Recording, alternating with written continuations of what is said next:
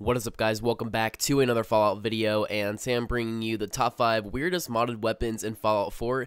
Now, I do have strep throat right now, so sorry if I do sound a little bit weird or different than normal, but I'm going to try to get through this whole video without dying. So if you guys do go on to enjoy this video, make sure you like, subscribe, and let's get right into it. I wave my two fists divine, but I'm going nowhere. Oh yeah, I'm the type of guy that likes to roam around.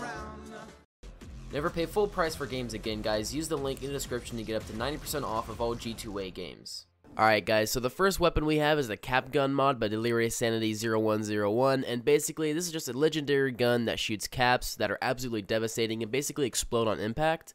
Now, it also gives you a sort of reward whenever you kill them, and you can actually find this gun at Starlight Drive-In, which is just a little bit southeast of Sanctuary. Now, this gun is be located at the very top of this like little projector screen, so if you go over to the left side of it, there's going to be a stairway all the way up to it, and then once you get up here, go over and you'll see a little safe in the ground, and you can actually go inside of it and you'll see the legendary cap gun, and you can go ahead and pick it up, and now you have it. This weapon is going to be shooting flares, so you don't have to worry about having expensive ammo or just running out of them very often because these are very, very cheap. It has a fire rate of 4, a range of 146, an accuracy of 74, a weight of only 1, and a value of 250.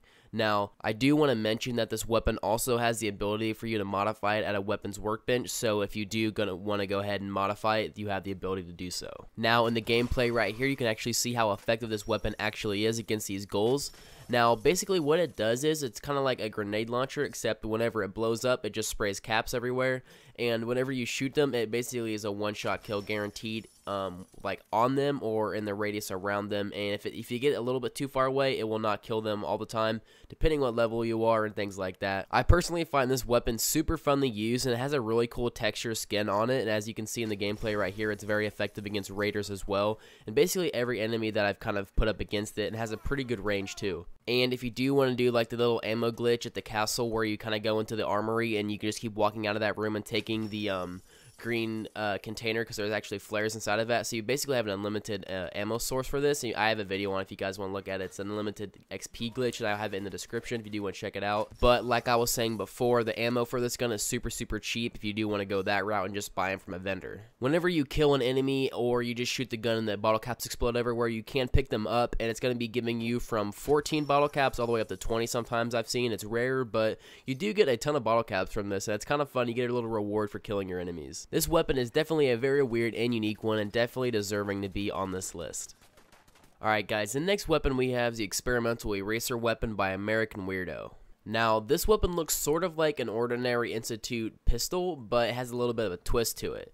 Now, you can actually find this at Diamond City, and if you don't know where Diamond City is, if you're not very far in the game, it's just super south far from Sanctuary. Kind of make your way down into like the city, Boston area, and basically once you go here, kind of make your way down to the market, and it's going to be in the little science area in the back of the Diamond City. Just go left from the vendors and then take a right where you see Valentine's Detective Agency. Gun down these little wooden paths here.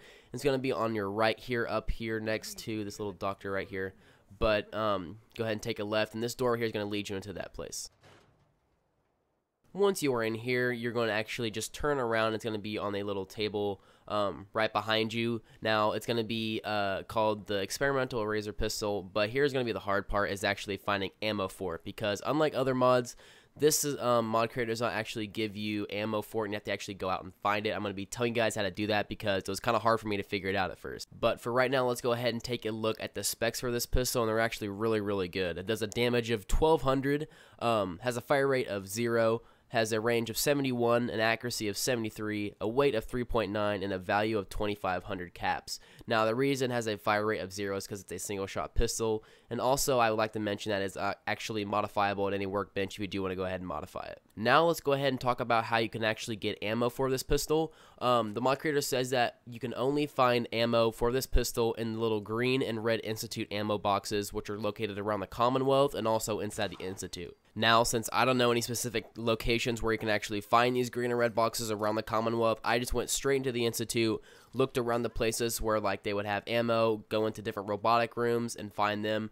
It's kind of random how you find them. I don't think it's really that rare because I think I looked in maybe 3 or 4 ammo boxes until I actually found one, so it's not super common, but it's also not insanely rare, and whenever I found it, I found about 5 shots for that. But also, you do want to keep in mind that you don't really need a lot of ammo for this weapon because it is a single shot, and it pretty much is a one-shot kill on pretty much everything in the game. It kind of just disintegrates them. It's kind of cool. This weapon is going to be super effective against close-range enemies, and even at long range, it does perform very, very well. And it's come like one of my favorite modded weapons so far I found in this game. It's not super, super OP just because it's like you have to have a pinpoint accuracy, but it's still really, really fun to use, and it's definitely weird, and I definitely do think it does belong on this list. Our next weapon is going to be one of the really stranger ones on this list, and that is the Maggot Weapons mod by Invoker Gray. Now, if you do want to find this weapon, it's going to be basically located at Green Tech Genetics, which is located right here on the map, kind of just north of Diamond City where we just were, and southeast of Sanctuary. Now, instead of actually having to go inside, the mod creator kind of put it outside under a bench, which when you spawn here, just go to your left and they're going to be under the bench right here. The Strangest rifle itself, and then like 400 rounds of the actual maggot ammo they're going to be using to fire. This weapon does a damage of 124, a fire rate of 33, a range of 83, accuracy of 69, and a value of 124. But let's go actually look at how this weapon functions against enemies.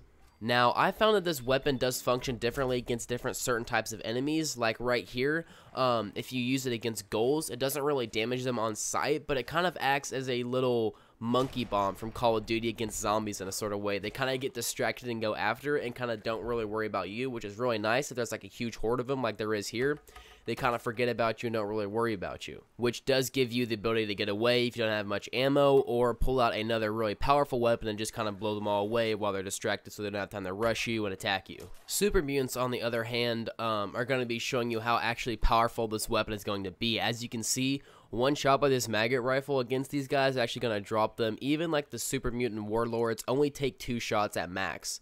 If you're super close range, they can take less than that, but any other ones like the hounds or just the normal skirmisher ones are going to actually just get killed in 1 shot. As for the ammo, I'm not sure, once you actually do run out of ammo, I'm not sure if you're able to get more of them. I haven't seen a way to do that, which may be a downside, but this mod is definitely one of the weirdest ones I've seen in this game, and definitely a really unique one, and the mod creator is pretty cool, and it's super fun to use, unless your game crashes like mine because you play on PS4.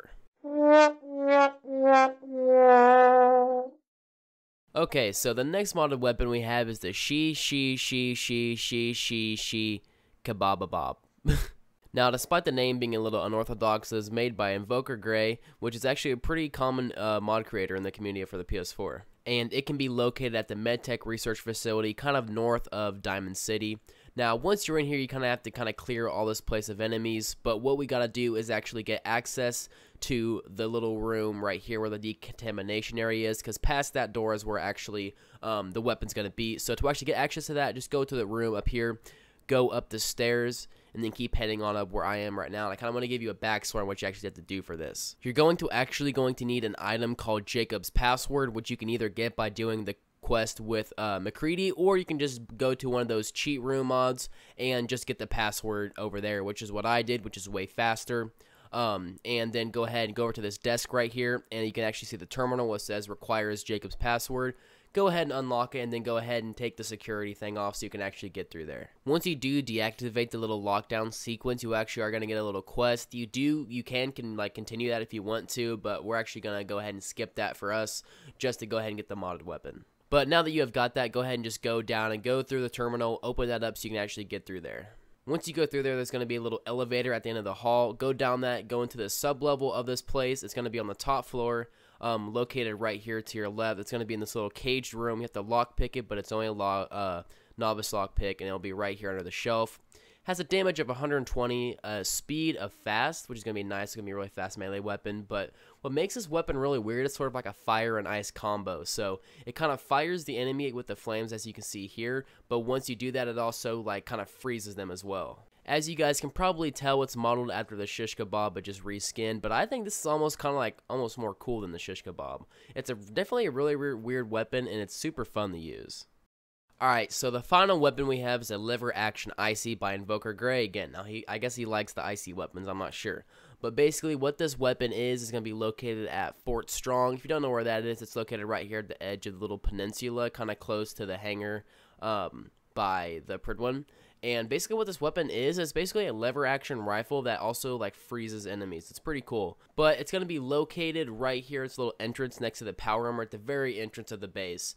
Go in this little concrete room right here, and it's going to be next to the power armor underneath this little like metal table on the second little shelf. It does a damage of 144, a fire rate of 5, a range of 11, an accuracy of 59, and a value of only strangely 150 bottle caps. But this weapon is actually really cool. It's similar to how the shish kebab works from the last mod we did, and it kind of just freezes enemies on sight, which is super fun to use. I like weapons like that. I find them really fun to use. This weapon is capable of doing a 100 damage critical plus the ice, which is an extra 60 damage because it actually has a legendary effect on it. The only downside to this modded weapon is that it's going to be requiring the Far Harbor DLC just because it has the lever action weapon, but that is pretty much all the mods I have for you today, guys. If you did enjoy the video, hopefully you didn't get too annoyed by my raspy voice. So if you guys did enjoy the video, make sure you like, subscribe, and I will see you guys in the next one. Bye.